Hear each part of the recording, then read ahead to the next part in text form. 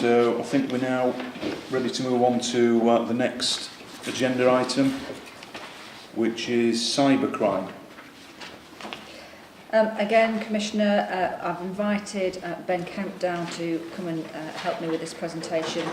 Very, very complex world and an emerging area of crime, as you know. We like to think here in West Yorkshire we've made a significant investment into trying to best understand what all the issues are in terms of criminality, and Ben's just going to take you through some of the areas that we're working on and some of the thoughts that we've got about how this type of crime does appear to be growing, but I think it's more around our understanding and reporting, as well as some different aspects that perhaps you might find of interest. Thank you, Chief. Good afternoon, Mr. Yeah. Commissioner. Just to give you some slight background on the report, it's a follow-up to a previous report that was submitted to the Community Outcomes meeting on the 11th of November. In terms of the current force position around cybercrime, it continues as a priority risk area for the force in regards to our policing strategy, and the cybercrime control strategy identifies 11 threats and drivers, and with 27 strategic actions ongoing across the force around this area of policing. In terms of offending that we've seen in West Yorkshire, nationally we have one of the most accurate and informative data sets around cybercrime data in the UK, and that's something that we've taken a lot of time to develop and has greatly assisted our understanding of this problem area, and equally in the best and most effective ways that we believe to tackle this area. And to draw some of the highlights from that, the total offending for the 6-month period between the 1st of April and the 1st of September is 3,142 cyber-enabled and cyber-dependent crimes. That is an increase of 13.5% on the previous 6-month period, and that continues in line with national trends around cybercrime, which continue to grow. We are delighted to have seen a 5% reduction in cyber-related sexual offences, down to 896.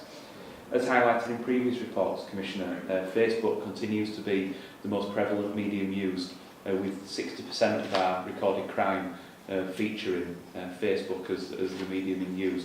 And as I've highlighted previously, it's quite understandable given the prevalence of Facebook throughout all our communities, and how effective it is at reaching into new and emerging communities in particular. West Yorkshire Police remain 100% compliant with the national requirements around cybercrime and the College of Policing standards and framework for that. And over the last 6 months, through monies obtained by the Chief through the Proceeds of Crime Fund, we've been able to obtain some of the most state-of-the-art training and equipment to continue that investment within the cybercrime team, really ensuring that we remain incredibly well placed to protect communities and businesses within West Yorkshire. And some of that has been incredibly beneficial for us in supporting many other people within our communities, particularly the business community, who remain very vulnerable to this type of offending. We've also invested heavily in training for our senior investigative officers, so approximately 30 of our senior officers from across the force from each district attended a central training event which provided those skills and knowledge and understanding around responding to serious cyber incidents within West Yorkshire. That was incredibly well received and a really intensive 2-day training event. The force continues to invest in digital media investigators in our quest to mainstream the response to cyber incidents, so that all staff and resources across the organisation are capable and able to deal with the threats faced. And we continue to have one of the largest national pools of digital media investigators, those specially trained officers, and those are currently deployed across the force to reflect the threat and demand that we face in each of the policing districts. In the previous 6 months since the last report, we've created a regional media group. This is a group, together with our regional colleagues, around really targeting some of the crime prevention advice and some of the masses of information that's available to the public around this area. And I know you spoke about it previously. It's trying to rationalise and streamline some of that media work, so we can really target the advice and guidance that we give into communities to ultimately reflect the demand that we're seeing and mitigate some of the risks that they face. Equally, at every district, we have a series of responses, prevention and ongoing community engagement work with partners. So, for example, in Bradford District, we've delivered presentations through the Bradford District Cyber Team to 2,036 primary school children across, to 35,000 primary school children across over 2,000 sessions throughout all of Bradford. And those advice and guidance sessions have been really focused around sort of sexting and some of the live and current threats. Those presentations and those inputs are continually evolving to reflect the demand and information that we face. In Calderdale, there's really using their outdoor centre, they've been able to engage directly with senior leaders across education to bring them into our partners and police premises and deliver that real crime prevention advice around how they respond effectively to this type of demand. And in Leeds District, only on the 28th of February, we delivered a cyber conference at which 400 members of our business community and IT professionals from those businesses attended. We had over 50 stalls at the event from partners providing cybersecurity advice and equally from the police. And we were able to really target some impressive crime prevention advice. I think one thing that we have been incredibly effective at is around the cyber prevention is in the run up to Christmas, we were able to engage with 200,000 people via Facebook Live events and via other events to give them advice, and as a result of that we've seen a decrease in expected levels of online fraud and other areas, which is for me a real demonstration of how having that thorough and detailed understanding of demand can ultimately influence our decision making and make a real positive impact on communities and prevent them from being victims of crime. And in February we held Safer Internet Day in February, which I know both yourself and the Chief supported. On that day, through West Yorkshire Police's social media activity, we were able to engage with 4.1 million people, delivering key and crucial crime prevention advice around how to use the internet safely. We also engaged with approximately 1,000 people in person at events held in every district across the force, and we really led and coordinated a partnership approach to that with partners from O2, Barclays Digital Eagles and Get Safe Online coming together with the NSPCC and West Yorkshire Police to really pioneer those events. And I know that they've been nationally highlighted and other forces are looking at how they can replicate that and mirror those events given the the success that we had. And moving forward as we look towards the next 6 months, the Police Knowledge Fund is due to complete, which is going to be again a very significant national project which the College of Policing and the Home Office are watching with great interest to learn from some of the innovative and groundbreaking work that we have pioneered in partnership with Leeds Beckett University and how that can be adopted and influenced nationally. And we really are looking forward to make more effective use of the equipment that we've just purchased and the training and continue on our with the prevention work that we have for the coming 12 months. Right, thank you. So there's an awful lot of activity and work going on, it was good to read through the detail within the report. Within section 2.1, so as you've touched on, Ben, we know that that there has been a decrease, you say, in sexual offences in relation to cybercrime, which is, that's good news. But overall, we know that cybercrime does continue to rise, and that, of course, more people, as part of their daily lives, are using social media and the devices that we referred to earlier. So, what are the sort of long-term strategies that are in place to manage this sort of exponential rise in demand?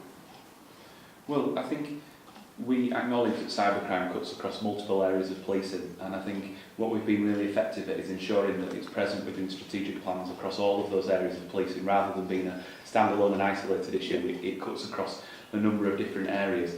And the force approach to this continues in line with national approaches, which is really around mainstreaming our response to it, so that ultimately all resources that we have are able to respond effectively to this new and emerging demand, as you quite rightly point out, which is likely to continue to grow. A key part of that is in the training for all of our staff across the organisation, and we've been very effective in targeting some natural pinch points within that training, such as detective training at all ranks. So every person who goes through detective training at DC, DS, detective inspector, detective superintendent and beyond receive a specific cybercrime input around how to effectively respond and deal with those threats. Equally, all recruits into the organisation receive bespoke cyber inputs, and some of those inputs can last up to 1 week in length, so it's not an insignificant commitment the force makes in responding to this threat. We've also mandated e-learning packages for all staff across the organisation, focusing on cybercrime and how effectively to respond and deliver that appropriate safeguarding and prevention advice. So it really is across all resources in the organisation, it features heavily. We also continue, as I alluded to earlier, around the digital media investigators, and we continue to invest in those and support and develop those moving forward. And we've been one of the first forces in the UK to hold an internal digital media training day where we can provide that most up-to-date relevant prevention advice with partners from the College of Policing and other organisations to ensure that at district level that advice is really permeating to ultimately to our communities and those people who are either victims or maybe a victim of crime. And I think looking sort of even more long term, we have the UK's first independent advisory group focusing purely on cyber, and equally we have those collaborative approaches with academia, both within the West Yorkshire region and even more beyond, and internationally through the innovation team. So we have a comprehensive approach really, from the upskilling of staff currently to the the filtering out that through district levels and the foresight moving forward through our partners. I think you make a really important point, Commissioner. So not only have our officers and staff now got to understand how to police place, they've also got to police space. And part of the challenge that we have is, as Ben's quite rightly identified, cyber-enabled crime is crossing across multiple disciplines, and we've got to try and make sure that when we try and explain to the public what's sitting behind some of our crime figures, actually some of it is digitally enabled. So, for example, harassment by text message fits into our violence without injury category, but it's actually a cyber-enabled crime. So trying to explain the impact of that on our overall performance is going to be quite important, and that's why we've put a lot of time and energy into trying to understand what the data sets are telling us, and thereby where we need to put some of our energy. Effectively, what we want is every single member of the force to recognise and understand where the cyber elements might be actually sitting and then what to do about them. It may be a case of going to Ben and his team around their expertise, or there may be some things locally that an individual can actually do. Where I think we've had a tremendous amount of traction with the public is through the campaigns we're running. And to reach 4.1 million people clearly is saying to me that it's gone across West Yorkshire and beyond. And of course, a lot of the criminality isn't local, but the impact is felt locally.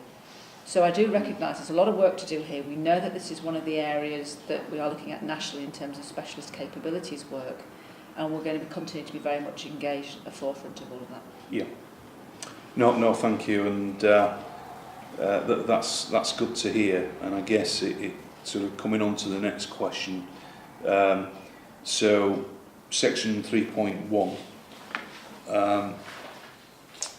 talks about the timescale for having, or what is the timescale, I should say, for having the cybercrime team training officer in post.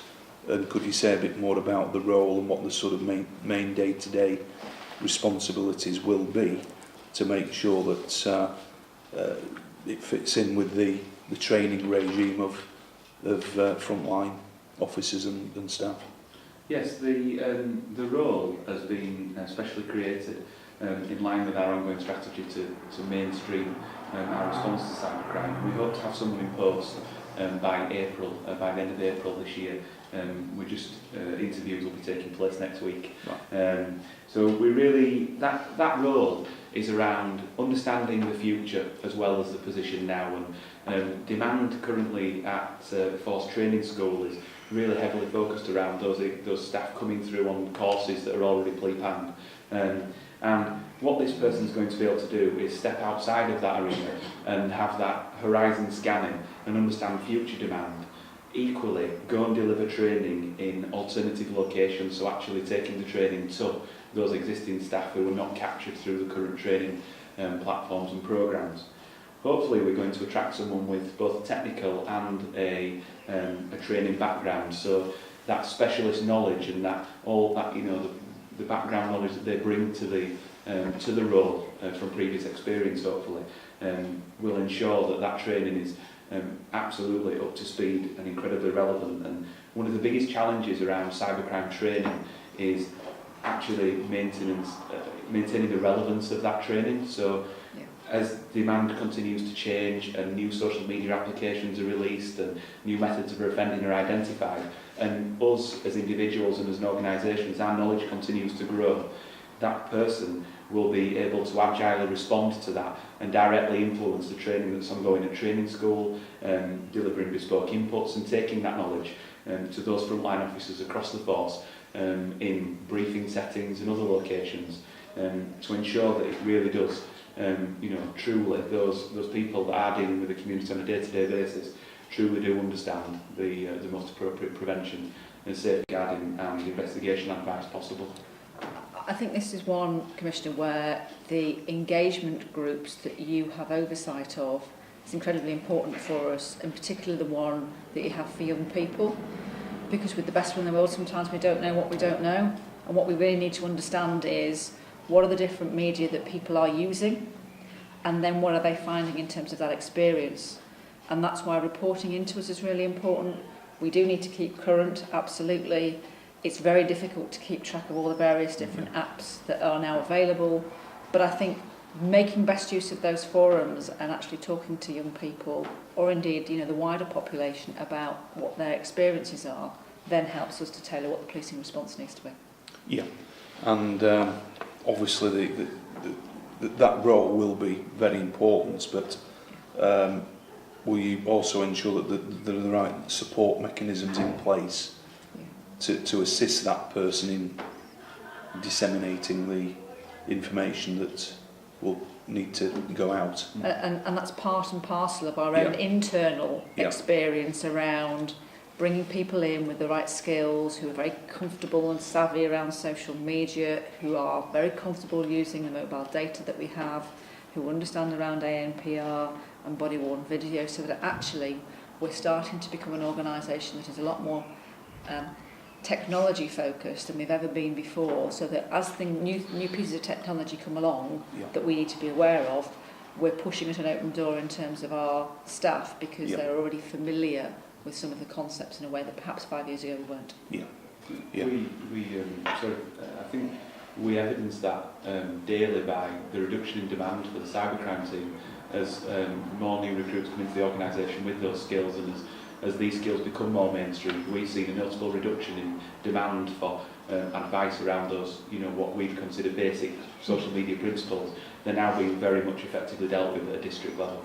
Right, thank you. And I think what was very evident at our last youth advisory group was that even what we class as young people, aged from 13 to 21, is it? Even they struggle to keep up with some of the applications that are coming onto the scene that even younger people are using on a day-to-day basis. So that just sort of demonstrates the huge turnover in technology and different ways that particularly young people are communicating with each other. Hence I think that regular visits for you and I to Ben and his team is important, so that we can actually talk the right language. Yeah. Absolutely. Thank you. And also the report does mention a new customer contact centre or the staff receiving cyber input as part of their training, have existing contact centre staff had that same input? They have, yes. That's received across bespoke training days, and the supervisors in those departments actually sit within the cyber tactical board and within our governance framework to ensure that any other changes around the force are captured and fed into the customer contact centre environment. Yeah, because I mean that's clearly very important in terms of we know that most people still contact the police via the telephone system. And also, yeah. of course, they're using the click before you call Yeah. fairly regularly, and I would Yeah. imagine that some of the cyber-based crime that people might want to be reporting would come through that mechanism. And again, we'll have to make sure that training is ongoing. Yeah. And then finally, you touched on this, Ben, in your report, but 4.1 of the report talks about the outputs of the Police Knowledge Fund bid, which amounted to 643,000, so, you know, a substantial sum of money. And it's just to ask when you might be in a position to put a full briefing for that before the future community outcomes meeting. Yeah, the Police Knowledge Fund the funding period ends by the end of March. So all of the reports and the applications and the tools that have been developed will be completed by that point. And I'd hope that in line with our academic partners, we'll be holding a conference to present the findings and the outcomes of the Police Knowledge Fund.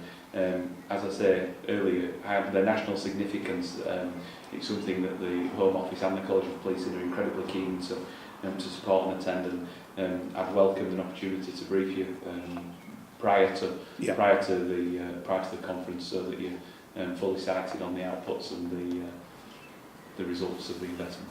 Okay. No, that's fine. Thanks very much. I think I've covered most of what I wanted to. So thank you for that update and the report. Ben, thank you. Thank you. Thank you.